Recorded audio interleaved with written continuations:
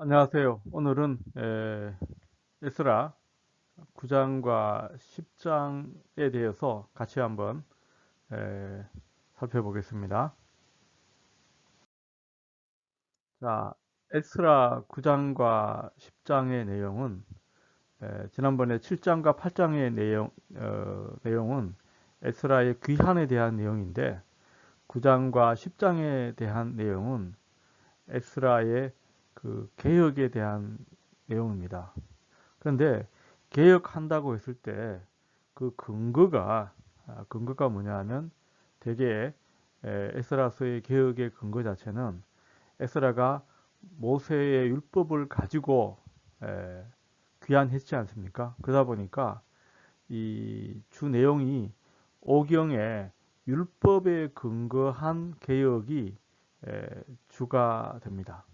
모세는 에스라는 에스라의 개혁의 어떤 그 근간은 바로 율법에 의한 개혁이라고 보시면 됩니다. 전체적으로 에스라 9장과 10장의 어떤 내용은 크게 보면 메인 이슈가 이방인과의 결혼 문제입니다. 이 골라 공동체, 포로에서 돌아온 그 골라 공동체가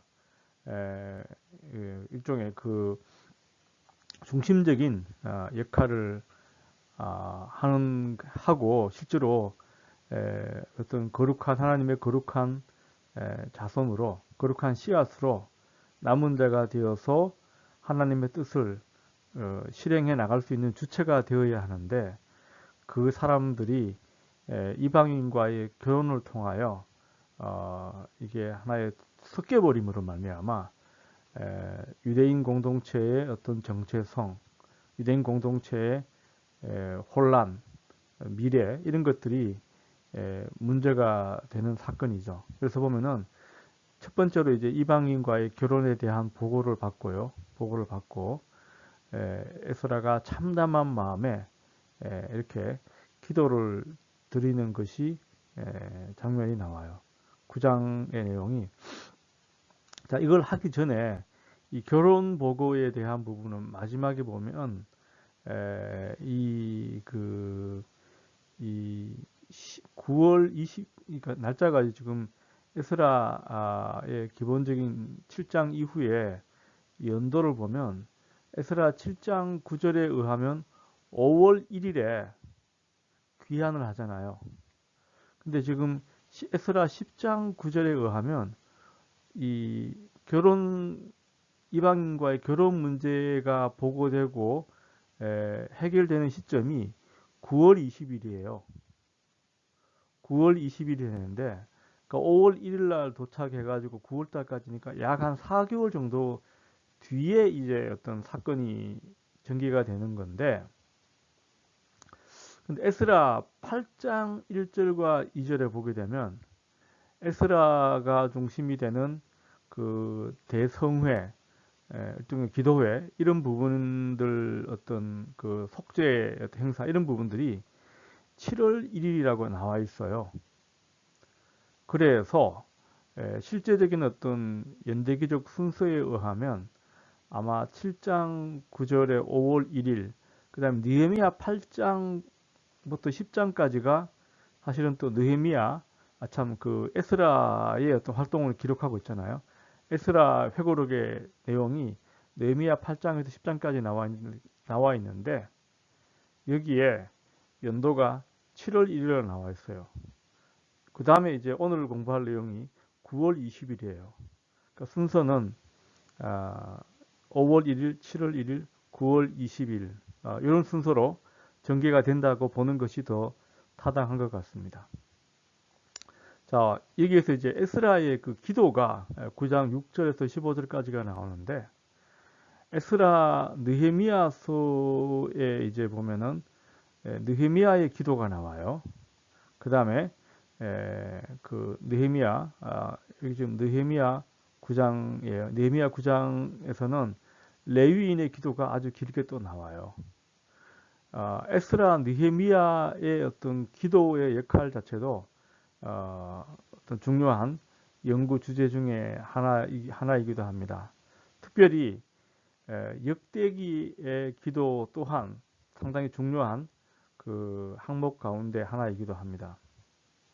그래서 이 에스라의 기도에 대한 어떤 내용들이 이런 어떤 그 기도 형식 자체가 이러한 형식으로 구성이 되어 있습니다.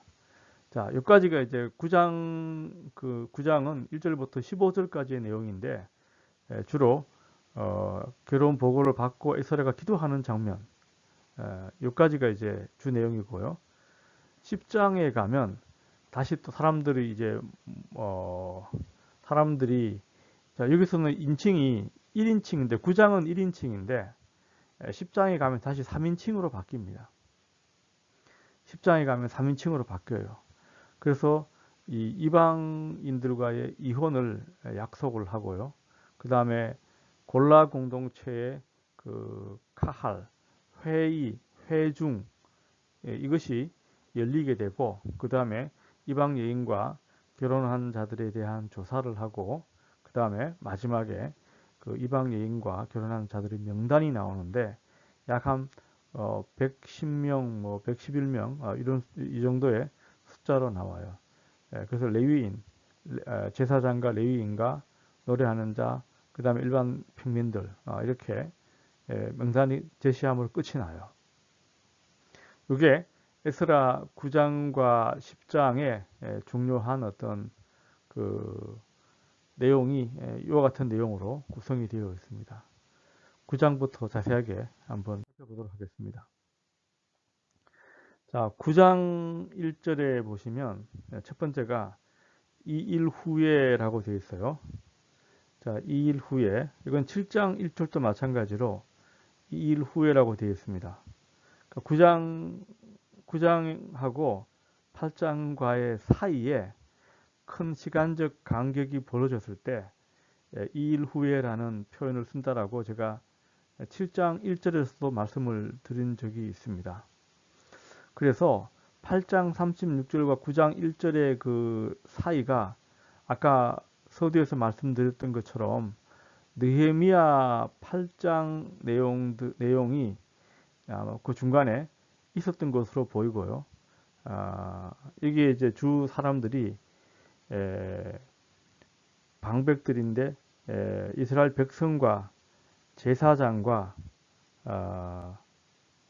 방백과 백성과 제사장과 레위인, 백성과 제사장과 레위인들에 대한 어떤 문제 제기를 하는 거예요.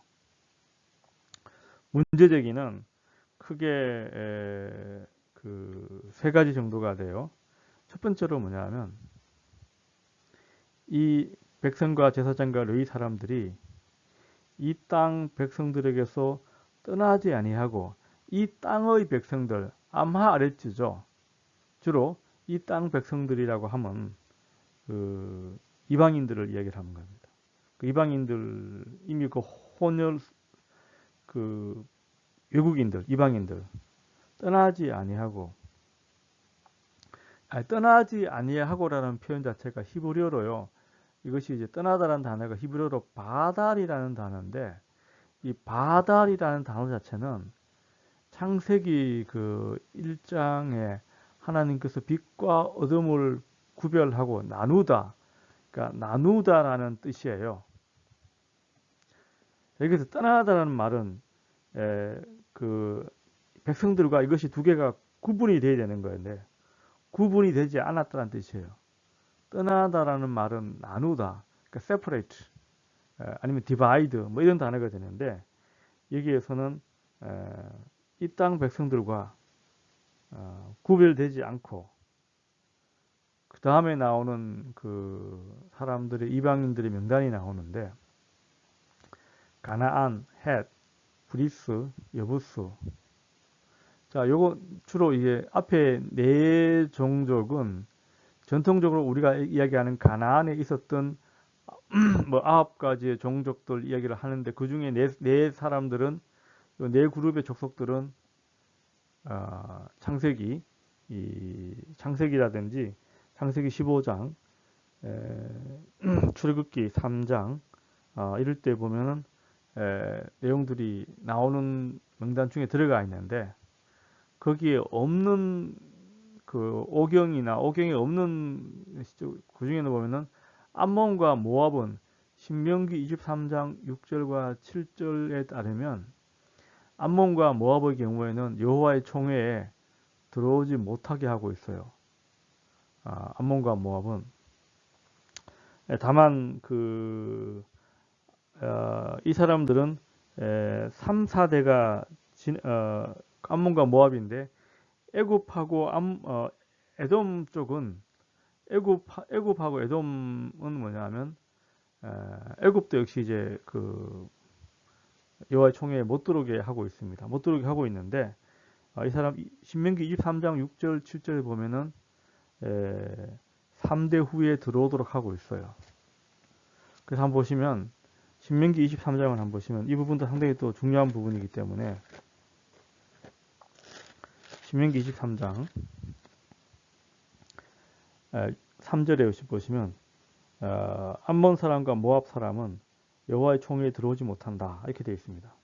23장 그 3절에 나와 있고 다만 그 에돔과 7절에 보면 에돔과 애굽 사람은 그 후손들은 3대 후에 여호와의 총회에 들어올 수 있다라고 되어 있습니다. 자, 그 다음에 레위기 18장을 보시면 애굽 사람에 대한 문제 제기입니다. 레위기 18장 3절에 보시면 너희는 너희가 거주하던 애굽 땅의 풍속을 따르지 말고 이렇게 나와 있습니다. 그러니까 애굽도 이제 같이 포함이 되어 있습니다. 그 다음에 이제 아모리도 이제 오경에 나오는 저기 토착민들 가운데 하나가 됩니다. 이 세 나라가 같이 포함이 되어 있습니다.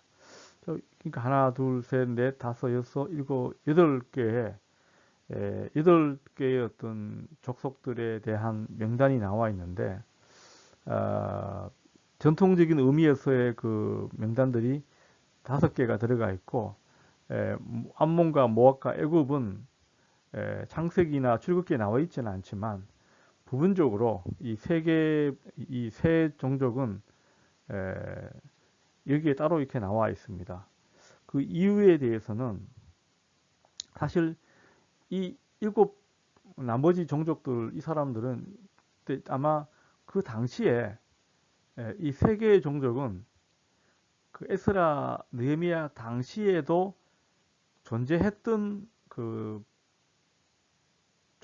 나라들이죠. 족속이 아니고 민족들이죠. 그러니까 아마 이방인들의 범주에 포함이 된 것 같고 아모리, 여부스, 브리스, 헷, 가나안은 에스라 시대에는 이미 사라졌던 명단들이라고 보시면 돼요. 다만 그 창세기나 오경과의 연결을 위해서 전통적인 의미에서의 어떤 가나안 7족, 8족, 9족 얘기하지 않습니까? 그 사람들의 어떤 그 과의 연결을 위해서 이 사람들은 나와 있지만 이 세 종족, 이 세 국가가 들어온 것은 아마 에스라 당시에도 이 사람들은 여전히 존재했던 사람들이기 때문에 이렇게 명단이 들어가 있었던 것으로 볼 수 있습니다. 자, 이 사람들의 문제가 뭐냐 하면 첫째 이 땅 백성들과 떠나지 않고 이 사람들과 에모리 사람들의 가증한 일을 했다라는 표현이 나와요. 이 가증한 일 자체는 이것도 이제 기본적으로 오경에 보시면 히브리어가 이제 토에바라는 단어인데요. 영어로 이제 detestable things 이런 식으로 나오는데 쉽게 말하면 토할 정도의 구역질 나는 일 뭐 이런 단어의 의미를 가지고 있습니다. 11절에도 보시게 되면 이 단어가 더러운 땅이다. 그 다음에 11절에 더럽고 가증한 일을 행하여 더럽고 가증한 일이라고 했을 때 크게 그 당시에는 이 토에바라는 이 단어가 사용된 경우는 모세오경에서요. 다른 신을 숭배할 때 이것을 가증스럽다고 해요. 느헤미야 13장에도 요 표현이 나와요. 그 다음에 어떤 성적인 타락, 그 다음에 이방신을 따르는 아니면 그 당시에 도저히 받아들일 수 없는 관습을 따르는 것. 이 경우에는 가증스럽다라는 단어를 써요. 토에바라는 단어를 쓰는데 여기에도 이 사람들의 역할 자체가 이방 사람들이 행하는 일 자체를 가증한 일이라고 하고 있어요. 그 사람들이 가증한 일을 행하는데 떠나지 아니하고 가증한 일을 지금 그 포로 후기 유대 사회에 골라 공동체가 이 가증한 일을 하고 있다라는 것이죠. 그 일이 뭐냐 하면 2절에 그들의 딸을 맞이하여 아내와 며느리로 삼아 거룩한 자손이 그 지방 사람들과 서로 섞이게 하는데 방백과 고관들이 이 죄에 더욱 으뜸이 되었다 하는지라 이렇게 되어 있어요. 포인트는 그들의 이 토착민들의 딸을 맞이하여 아내와 며느리를 삼고 거룩한 자손, 이 거룩한 자손이란 말은 거룩한 씨앗이라는 단어가 돼요. 히브리어 원문으로 보면은 거룩한 자손, 거룩한 씨앗, 출애굽기 19장 6절에 나와요. 그러니까 이 출애굽기 19장은 하나님과 이스라엘 백성과의 언약에 대한 얘기잖아요. 언약에 대한 거기서 관계가 나오는데 이스라엘은 하나님의 거룩한 씨앗이에요. 거룩한 씨앗은 거룩하다라는 단어 자체가 구별된다라는 뜻이잖아요. 하나님을 위해서 구별되어 있는 그 자체를 하나님께 드리기 위해서 따로 구별해 놓은 제물, 그걸 이제 카다시라고 불러요. 그런데 거룩한 자손이 그 지방 사람들과 서로 섞이게 하는데 이 섞이다라는 단어 자체가요. 섞인다. 이 단어가 궁극적으로 가장 큰 문제, 섞인다는 말은 떠나지, 구별하지 않고 거룩한 자손이 구별해야 되는데 가증한 일을 행하는데 그 내용이 뭐냐 하면 다른 이방 민족들과 서로 섞인다는 거예요. 구별되면 섞이지 않잖아요. 근데 문제는 섞인다라는 겁니다. 자, 이 부분이 그 문제가 되는데 방백들과 고관들이 이 죄에 더욱 으뜸이 되었다. 그러니까 리더가 되어야 할 그 지도자들이 이 죄에, 자, 이때 이 죄라는 단어 자체가 이 마알이라고 되어 있어요.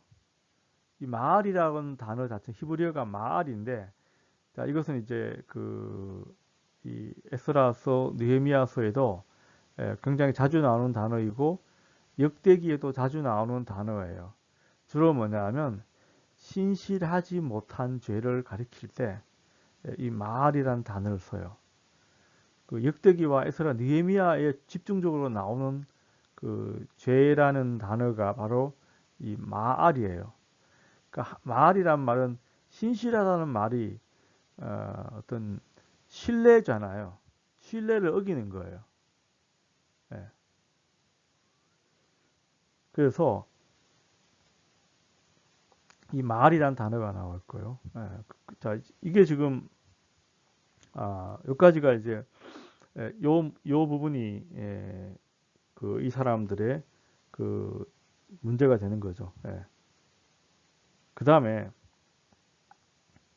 그러니까 이게 어떤 그 이방인과의 결혼 관계가 지금 문제가 되고 있습니다. 그때 내가 이 일을 듣고 속옷과 겉옷을 찢고 이거는 이제 슬픔을 표현할 때 슬픔을 표현할 때 하던 전통적인 방식입니다.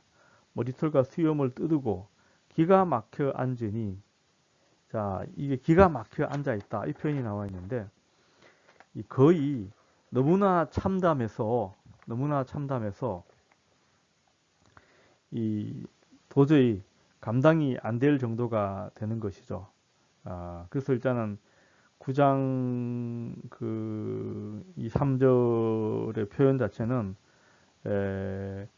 하나의 어떤 이건 이제 공공적으로 공공 대중 앞에 참회를 드리는 그 양식이 뭐냐면 겉옷과 속옷을 찢고요, 머리털과 수염을 뜯고 이런 표현 자체는 하나의 어떤 그 참회의 어떤 전통적인 방식이에요.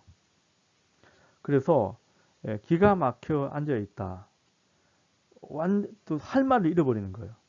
할 말을 잃어버리고 완전히 이 참담한 심정으로 앉아 있습니다.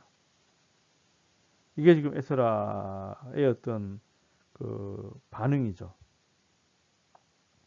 그 다음에 4절에 보시면, 4절에 보시면 이에 이스라엘의 하나님의 말씀으로 말미암아 떠는 자가, 자, 하나님의 말씀으로 떠는 자, 이 떠는 자라는 표현 자체가 히브리어로 하레드라는 단어예요. 하레드라는 단어인데 10장 3절에도 보면 내 주의 교훈을 따르며 우리가 하나님의 명령을 떨며 준행하는 자, 떨다라는 단어가 나와요. 그 다음 10장 9절을 보면 유다와 베냐민 사람들이 이제 3일 내에 예루살렘에 모이니 때는 9째 달 20일이라 무리가 하나님의 성전 앞 광장에 앉아서 이 일과 큰 비 때문에 떨고 있더니, 떨다라는 단어가 나와요. 자, 이 단어가 하레드라는 단어인데 말씀을 듣고 떤다, 경건한 자를 표시하는 대표적인 현상이 하나님의 말씀을 듣고 두려운 마음으로 떠는다라는 뜻이 되겠죠. 이 대표적으로 이스라엘 이사야 66장 2절에 보시면 내 말을 듣고 떠는 자 이런 표현이 나와요. 내 말을 듣고 떠는 자 이런 표현이 나오고 5절에는 여호와의 말씀으로 말미암아 떠는 자들아.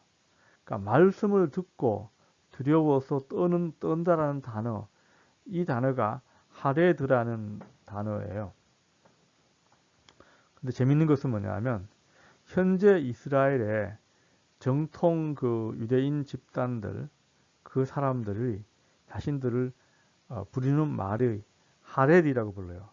이 단어입니다. 히브리어로 하레드라는 단어 자체가 이 단어에서 그걸 가지고 와서 가장 정통파 유대인들을 가리키는 용어가 하레드예요. 이 사람들이 정당도 가지고 있고요. 이 이스라엘 안에서는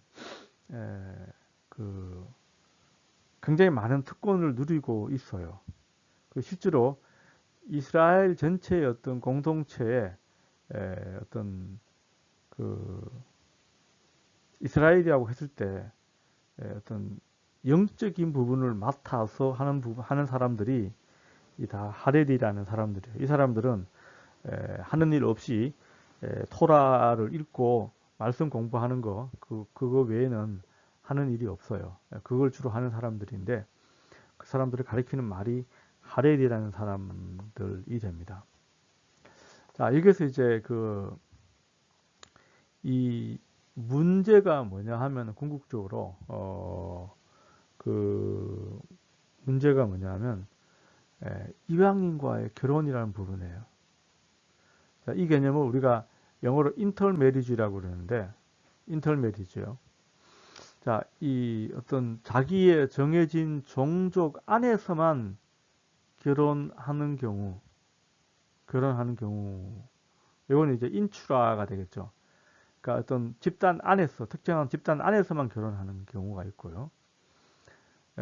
그 다음에 이게 어떤 이스라엘 안에서 결혼하는 거는 문제가 안 되잖아요.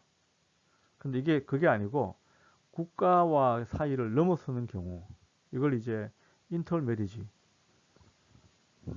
자, 이 용어를 쓰고 있는데 실제로 구약 성경에서 보게 되면 아브라함의 그 이삭 경우에는 이삭의 경우에는 그 아브라함이 직접 그 고향 자기 그 고향까지 사람을 보내 가지고 리브가를 데리고 오잖아요. 근데 그 요셉의 경우에는 이집트의 여자와 결혼을 하죠. 모세도 보게 되면 구스 여자와 결혼도 하고 됩니다. 자, 이처럼 구약 성경 안에서도 이 그 국제 결혼 자체가 완벽하게 다 금지되었던 것은 아닌 것으로 나와 있습니다. 룻기에도 보게 되면 룻기에도 보게 되면 그 이방의 땅이지만 모압에서 그 말론과 그 실론이라는 그 두 아들이 그 모압 여자하고 결혼하지 않습니까? 그 중에 하나가 룻이 되지 않습니까? 그런데 그 국제 결혼 이 금지에 대한 규정은 신명기 7장에 가장 명확하게 나와 있습니다. 신명기 7장에 보면은 신명기 7장 그 2절에 보시면요. 내 하나님 여호와께서 그들을 내게 넘겨 내게 치게 하시리니 그때에 너는 그들을 진멸할 것이라. 그들과 어떤 언약도 하지 말 것이요. 그들을 불쌍히 여기지도 말 것이며 또 그들과 혼인하지도 말지니 내 딸을 그들의 아들에게 주지 말 것이요. 그들의 딸도 내 며느리로 삼지 말 것은 그가 내 아들을 유혹하여 그가 여호와를 떠나고 다른 신들을 섬기게 하므로 여호와께서 너희에게 진노하사 갑자기 너희를 멸하실 것임이라. 이렇게 되어 있습니다. 자, 그 앞에 뭐 창세기나 이런 경우에는 그 안 되겠지만 궁극적으로 신명기 7장에 보면 결혼 관계가 이거 금지시키고 있습니다. 그 이유가 뭐냐? 왜 그러면 이유를 시켰느냐? 자, 이 사람들이 그 다른 신을 섬기도록 유혹할 것이라는 거죠. 결혼을 하게 되면 그 와이프나 남편이 다른 종족이면 그 다른 종족의 신들을 가지고 와서 유혹할 것이라는 것이기 때문에 그런 거죠. 그러니까 중요한 것은 이방인이냐 아니냐가 중요한 게 아니고 이 이스라엘의 신앙 자체를 계속 유지하고 지키는데 문제가 생길까 싶어서 금지시키는 거거든요. 그 대표적인 예가 이제 솔로몬 같은 경우에 솔로몬이 그 어떤 정략 결혼 때문에 그 많은 이방 여인들과 그 왕실과 혼인 관계를 유지하지 않습니까? 그래서 결혼을 하면은 그 왕비가 섬기던 신을 위해서 솔로몬의 왕궁에 이방 신당을 다 만들어준 예가 있습니다. 자, 이런 경우는 심각하게 문제가 되죠. 그러므로 솔로몬도 좋은 평가를 받지 못하게 됩니다. 그래서 이게 이제 아까 여기도 보다시피 다른 그 지방 사람들과 거룩한 자손이 그 지방 사람들과 서로 섞이게 된다. 피가 섞여 버리면 이게 사실은 컨트롤이 안 됩니다. 컨트롤이 되지 않습니다. 자, 이게 이제 그 뭐 우리가 예를 들면은 우리 한국 사람들도 어떤 그 뭐 혈연을 중요하잖아요. 그래서 보면은 뭐 미국에 이민을 간다 이렇게 하면 1세대들은 이민에 가서도 1세대와 결혼할 확률이 높아요. 그 다음에 이제 2세가 되잖아요. 2세가 되면 1세대 같은 경우에는 한 8, 90%가 1세대 한국 사람끼리 결혼을 해요. 자, 2세대로 가면 그 확률이 확 떨어져요. 한 50% 정도로 확 떨어지고요. 3세대로 가잖아요. 그 다음부터는 통제가 안 됩니다. 통제가 안 됩니다. 거의 이 남녀 간의 문제는 인종의 아무리 어떤 인종이나 이런 부분에 순수성을 하려고 해도 그게 통제가 안 되지 않습니까? 이건 되지 않습니다. 지금도 이제 골라 공동체, 포로로 잡혀갔다가 돌아온 시대를 보게 되면 약 한 70년, 한 70년 정도죠. 약 한 70년 정도가 지났잖아요. 그러면은 이게 문제가 돌아왔지만 이게 이스라엘 민족만과의 결혼 자체가 쉽지 않습니다. 이걸 지켜낸다는 것이 쉽지 않은 것이 그 당시의 현실이었을 거라고 봐요. 페르시아 제국 시대잖아요. 그 제국 시대라는 말은 어떤 국제적인 관계 자체를 다 허용을 해야 되는 거죠. 우리가 마음대로 이스라엘 자체가 마음대로 막아서 못 하잖아요. 그러니까 페르시아 사람들도 와 있을 거고 많은 다른 이방인들도 같이 다 와 있었을 거라고. 이미 또 대표적으로 사마리아 지역 같은 경우는 이미 유다의 통제를 벗어난 지가 몇백 년이 흘렀지 않습니까? 그렇지만 크게 보면 이스라엘 땅 안에 있는 건데 더 사실은 통제가 쉽지 않았을 것이다.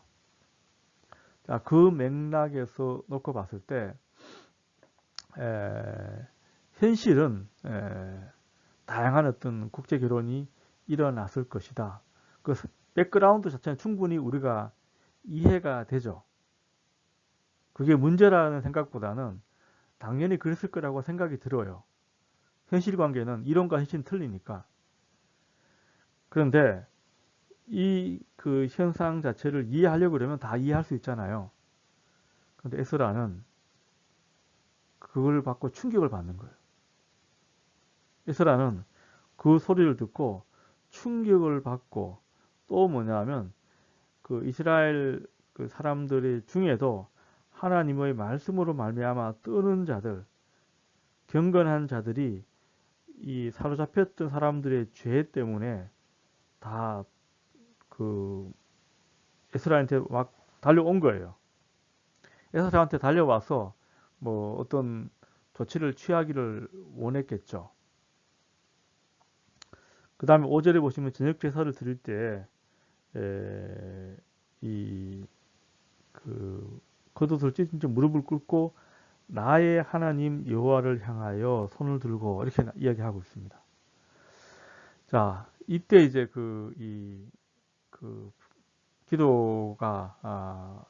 기도를 하게 됩니다. 첫 번째는 죄를 고백하게 되는데 나의 하나님, 나에서부터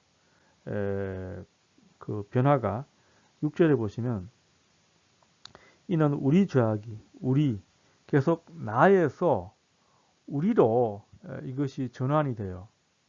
나에서 우리. 그러니까 백성들의 죄를 자신의 죄와 동일시하는 거예요. 그러니까 이 개인의 책임 개인의 책임 자체가 곧 에스라를 비롯한 공동체 전체의 책임이라는 이러한 관점을 취하고 있습니다. 자, 원래 구약 성경에서는 이것을 제가 요 위에 좀 적어놨는데 corporal responsibility라고 되어 있어요. 집단 책임이에요. 집단 책임에서 그 다음에 individual responsibility, 개인 책임. 포로 이전에는 집단 책임이었어요. 이스라엘 전체의 구성원 전체의 한 명의 개인 자체가 개인이 죄를 지었지만 그것이 집단 책임이죠. 대표적인 예가 아간의 범죄잖아요. 근데 아간의 범죄, 한 사람의 범죄 때문에 이스라엘 전체가 전쟁에서 패해요. 그래서 문제의 원인을 추려보니까 아간이라는 사람의 어떤 범죄 때문에 그렇게 된 거잖아요. 한 사람의 죄지만 그것이 어떤 전체의 죄와 동일시되는 것이죠. 자, 이 개념이 포로 이전까지는 유대 사회 전체에 퍼져 있었습니다. 그런데 에스겔 14장 그 14절 보시면 노아, 다니엘, 욥 이 세 사람이 그, 온다고 할지라도 에, 그 자기의 자기의 의 때문에 자기만 구원받을 것이지 자기 자손들을 구원하지 못할 것이다. 그러니까 의 자체가 유전이 안 된다라는 거예요. 아무리 아버지가 훌륭해도 자식을 구원할 수 없다라는 거예요. 그 다음에 에스겔 18장 2절에 보시면 아버지가 신포도를 먹었으므로 아들의 이가 시다. 자, 이거는 아버지가 신포도를 먹었으므로 아들의 이가 시다. 이게 속담이었어요. 그러니까 아버지의 죄가 아들한테까지 유전이 된다는 것이잖아요. 유전이 된다는 것인데 이 속담 자체를 못 쓰게 하겠다. 자, 에스겔은 포로기 때 작품이에요. 포로기 때 작품인데 이때는 뭐냐면 그 공동 책임에서 개인의 책임으로 개인의 문제로 이 부분을 돌리게 됩니다. 개인이 아니 공동체가 문제가 아니고 지금부터 개인이 중요하다. 이런 쪽으로 개인주의가 이후에 계속됩니다. 그러니까 왜냐하면 포로 상황에 잡혀갔을 때 제사도 없잖아요. 제사가 없어요. 그러니까 공동체 유대인이라는 그 이스라엘이라는 공동체의 정체성을 지킬 수 있는 방법이 없나 하면 주로 기도, 종교적인 의식 자체가 뭐 기도라든지 뭐 또 회당에 대한 이야기도 하는 사람이 있습니다만은 개인 교육과 이런 부분들이 이것이 전환이 되는 거죠. 그런데 이 에스라의 기도에 보게 되면 이때는 지금 뭐냐면 백성들이 지은 죄 자체를 자신이 개인의 문제라기보다 공동체 전체의 책임으로 돌리는 거예요. 자, 그래서 보면 저 위에 에스라는 출애굽기 32장의 금송아지의 어떤 그 범죄, 이건 아론과 많은 공동체가 죄를 저질렀잖아요. 에스라는 그 모세처럼 중재자의 모습이에요. 중재자의 모습으로 지금 기도를 할 때 모세와 같은 중재자의 모습으로 나와요. 그래서 이 그 첫 번째 뭐냐면 죄에 대한 심판 이야기. 이 죄 때문에 그, 그 뒤에 보시면 우리 죄악으로 말미암아 우리와 우리 왕들과 우리 제사장들이 여러 나라 왕들의 손에 넘기사 칼에 죽으며 사로잡히며 노락을 당하고 얼굴을 부끄럽게 하심이 오늘날과 같으니라. 이제 자기의 어떤 우리의 죄악으로 여러 나라 왕들에게 5개의 동사를 사용하고 그 다음에 결과적으로 수치를 당할 현재 있는 상황. 그래서 지금 현재 이 모습으로 와 있습니다. 자, 그러나 이제 현재에 대한 현 상황에 대한 이야기예요. 현 상황이에요. 잠시 동안 이 표현이 나와 있는데 이제 우리 하나님 여호와께서 우리에게 잠시 동안 은혜를 베푸사 잠시 동안 페르시아 시대예요. 그러니까 539년에서 이 에스라가 귀환한 458년까지 잠시 동안 은혜를 베푸사 얼마를 남겨두어 피신케 하신 우리, 이런 표현이 나와요. 남겨두어 피신케 하다. 남은 자 사상이라는 것이죠. 남은 자. 그러니까 남아있다. 피신시켜서 남아있는 사람들. 이게 남은 자 사상이라는 건데, 남은 자 사상이라는 것은 구약 성경에서 하나님께서 심판을 하시지만 그 중에 일부분을 반드시 남겨두신다는 거예요. 남겨둬서 그 남은 사람들로 하여금 계속적으로 하나님의 거룩한 뜻을 이어갈 수 있도록 한다라는 사상이 남은 자 사상이라는 거예요. 노아의 홍수 때 노아가 살아남았잖아요. 그러니까 그 바벨론 포로 잡혀갔지만 포로 가운데 많은 사람들이 잡혀갔지만 많이 죽었지만 그 중에 또 남은 자가 있는 거예요. 그 이사야 6장에 보면 그루톡이라는 단어가 나와요. 나무는 6장 9절인가 그럴 거예요. 나무는 다 잘라졌지만 그 밑에 밑둥치가 남잖아요. 그걸 그루톡이라고 그래요.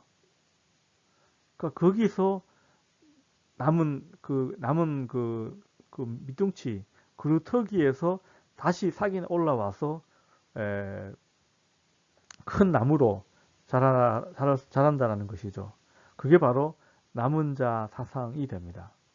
그러니까 페르시아 시대에 우리를 거룩한 처소에 박힌 목과 같게 하시고 거룩한 처소죠. 이거는 이제 성전이죠. 성전인데 박힌 못이라는 요 표현 자체가 야테크라는 단어인데요. 이거는 이제 그 야테드라는 단어인데 텐트, 유목 생활의 어떤 그 반영을 하고 있는데 텐트에 그 이 텐트를 이렇게 하려고 그러면 그 팩이라고 그러죠. 팩. 이걸 땅에 박잖아요. 주라고 연결시켜가 땅에 박잖아요. 자, 이 텐트의 팩처럼 그렇게 했다라는 것이죠. 이거는 일종의 그 성전 자체가 회복된 것을 가리키는 것으로 보입니다. 채소에 박힌 못 갖게 하시고 우리 하나님이 우리의 눈을 밝히사 우리가 종로로 사는 중에 조금 소생케 하셨나이다. 많이가 아니고 조금 회복된 그 성전 자체를 암시하고 있습니다. 암시하고 있는데 그 자체가 완전한 회복이 아니고 조금 소생케 하셨다 이렇게 표현을 하고 있습니다. 그래서 이 부분이 그나마도 이제 9장 9장 9절에 보시면 우리가 비록 노예가 되어 사오나 현재 상황 자체를 노예로 비교하고 있어요. 노예를 비교하고 있습니다. 우리 하나님이 우리를 종살이하는 중에 노예 생활하는 중에 버려두지 아니하고 바사 왕들 앞에서 우리가 불쌍히 여김을 받고 소생하여 우리 하나님의 성전을 세우게 하시며 그 다음에 그 무너진 것을 수리하게 하시며 유다와 예루살렘에서 우리에게 울타리를 주셨다. 자, 울타리라는 이 단어 자체는 하나의 어떤 그 성벽을 의미하는 것이 아니고, 자, 이 단어가 이제 히브리어로 가데르란 단어인데요. 가데르란 단어인데 이 단어는 하나의 그 펜스와 같은 거예요. 펜스와 같은 거예요. 그러니까 그나마도 근근히 살아갈 수 있게 해주신다. 그것도 바로 하나님의 그 선하심이고 인도하심이라는 것을 하나님의 선하심을 인정하는 거예요. 인정하는 거예요. 근데 실제로 요 표현 자체가 9장 9절에 나와 있는 요 표현 자체가 지금 현재 성경에 남아 있는 것 중에는 페르시아 정부에 대해서 그나마도 가장 비판적인 내용이에요. 현재 자기 상태 자체를 종살이하고 노예 같다. 이 표현 자체를 나머지 기록은 되게 페르시아 정부의 은혜를 받았잖아요. 에스라도 마찬가지, 느헤미야 마찬가지. 고레스의 은혜를 받고 다리우스의 은혜를 받고 지금은 아닥사스다의 은혜를 받고 와 있잖아요. 그나마도 요 구절이 제가 발견한 중에는 가장 그 비판적인 내용이라고 볼 수 있습니다. 나머지는 페르시아에 대해서는 전부 긍정적이다. 자, 그러나 그럼에도 불구하고 하나님께서 이렇게 은혜를 베풀어 줘서 여기까지 왔음에도 불구하고 이제 불순종을 고백하는 거예요. 자, 이 불순종을 고백하는데 이 내용 자체가 뭐냐면 이방 여인과의 결혼 문제 때문에 발생하는 문제에 대한 고백입니다. 그 다음에 10절에 보시면 우리 하나님이여 하나님이 이렇게 하신 후에도 우리가 주의 계명을 저버렸사오니 이제 무슨 말씀을 하오리까? 전에 주께서 주의 선지자들에게 명령하여 이르시되, 자, 여기에 선지자들에게 명령하이라고 되어 있는데, 선지자는 여기에서는 아마 모세를 가리키는 것으로 볼 수 있습니다. 주로 요 뒤에 나오는 내용이 모세 오경에 근거한 것이기 때문에, 자, 선지자들에게 명령하여 이르시되, 그 선지자가 한 말이에요. 그러니까 에스라가 기도를 할 때 선지자가 했던 말을 인용해서 하나님께 말씀을 드리는 거예요. 너희가 가서 얻으려 하는 땅은 더러운 땅이니 이는 이방 백성들이 더럽고 가증한 일을 행하여 이 끝에서 저 끝까지 그 더러움으로 가득 채웠습니다. 그런즉 너희 여자들을 그들의 아들들에게 주지 말고 그들의 딸들을 너희 아들들과에 들어오지 말며 그들을 위하여 평화와 행복을 영원히 구하지 말라. 그리하면 너희가 왕성하여 그 땅이 아름다운 것을 먹으며 그 땅을 자손에게 물려주어 영원한 유산으로 물려주게 되리라 하였나이다. 여기까지가 에스라가 인용한 선지자의 말이에요. 선지자의 말인데, 자, 요 안에 있는 내용들은 주로 이제 설교 형태의 기도라고 이게 주로 얘기를 하고 있는데, 주로 신명기서 여기 좀 제가 그 신명기 4장 5절, 7장 3절, 11장 8절, 18장 9절, 23장 7절 요 내용들을 섞어서 만들어 놓은 거예요. 딱 한 구절만 딱 따온 게 아니에요. 이것저것 내용들이 다 짜깁기에 대한 형태로 선지자의 말을 재구성한 것이다. 주로 신명기니까 모세의 말이죠. 신명기에서는 모세를 예언자라고 불러요. 너와 같은 선지자 하나를 세워서 이런 표현이 나와요.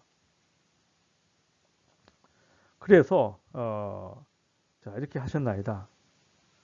이게 이제 선지자의 어떤 기도가 되는데,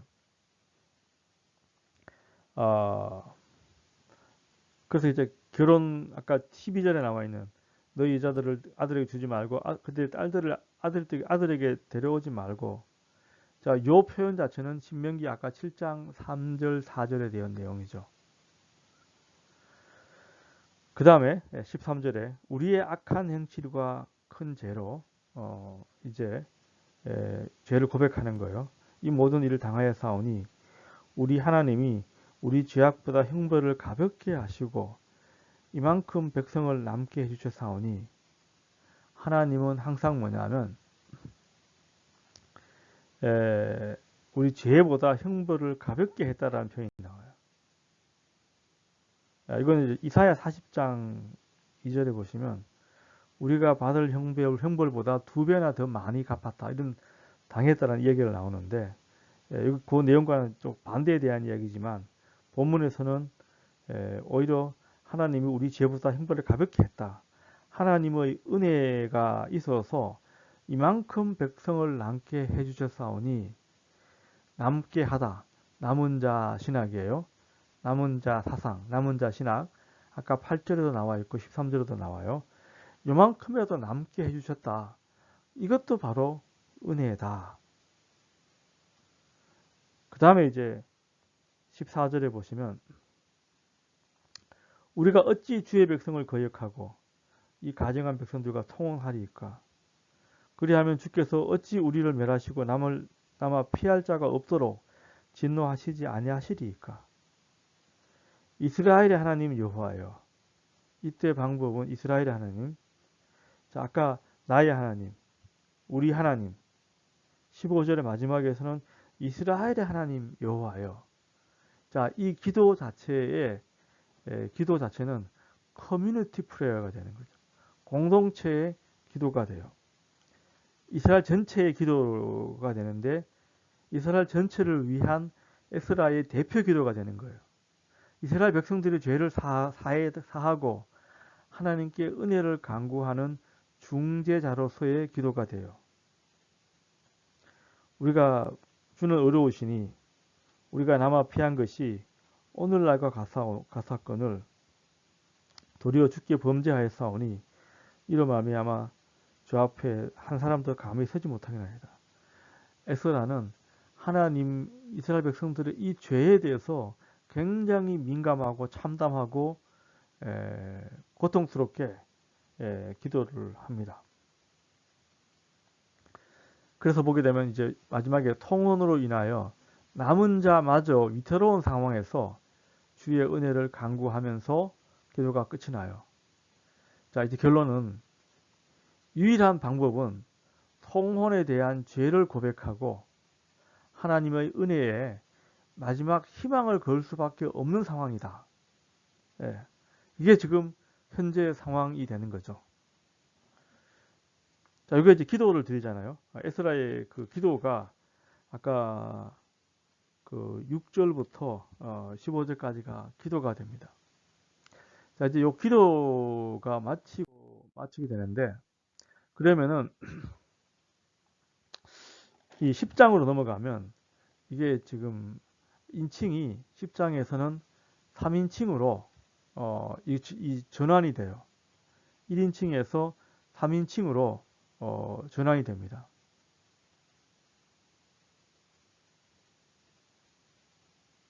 예, 그 3인칭으로 전환이 됩니다.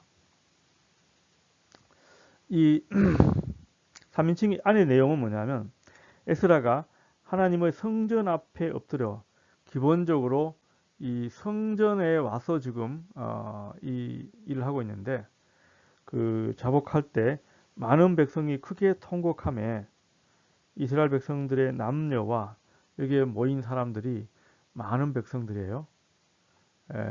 지금 9장 3절과 4절의 상황에서 바로 이어지는 것이라고 보면 되는데 여기에서는 3인칭이 돼요.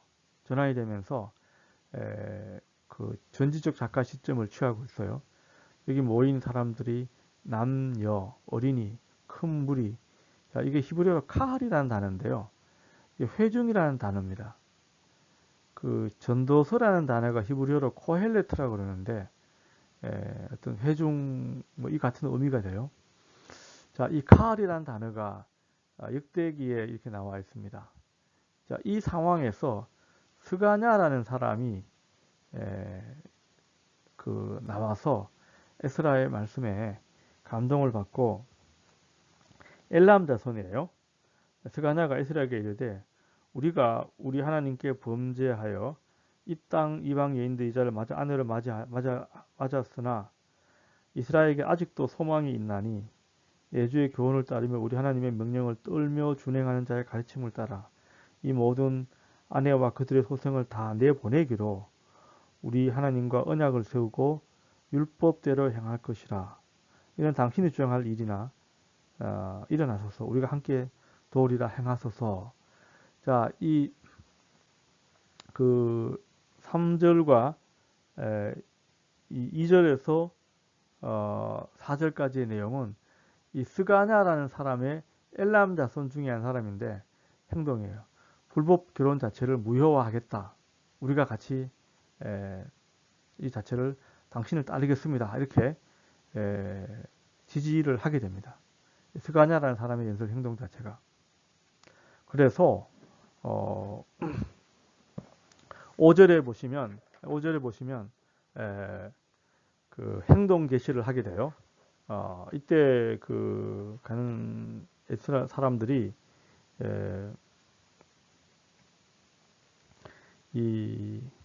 그 5절에 보시면 에스라가 일어나서 제사장과 레위 사람과 온 이스라엘에게 이 말대로 행하기를 맹세하게 하며 우리가 맹세합니다. 그리고 뭐냐면 행동이 옮겨요. 그래서 뭐냐면 성전 앞에서 일어나 엘리야십의 아들 여호하난의 방으로 들어간다. 이렇게 됐어요. 그가 들어가서 사로잡혔던 자들의 죄를 근심하여 음식도 먹지 아니하며 물도 마시지 아니하였더라. 그러니까 엘리야십이라는 사람이 대제사장이죠. 그 사람의 아들이 여호하난이 되는데 느헤미야 12장 22절에도 나와요. 근데 이 사람이 그 느헤미야 13장 28절을 보시게 되면 느헤미야 13장 28절을 보시게 되면요.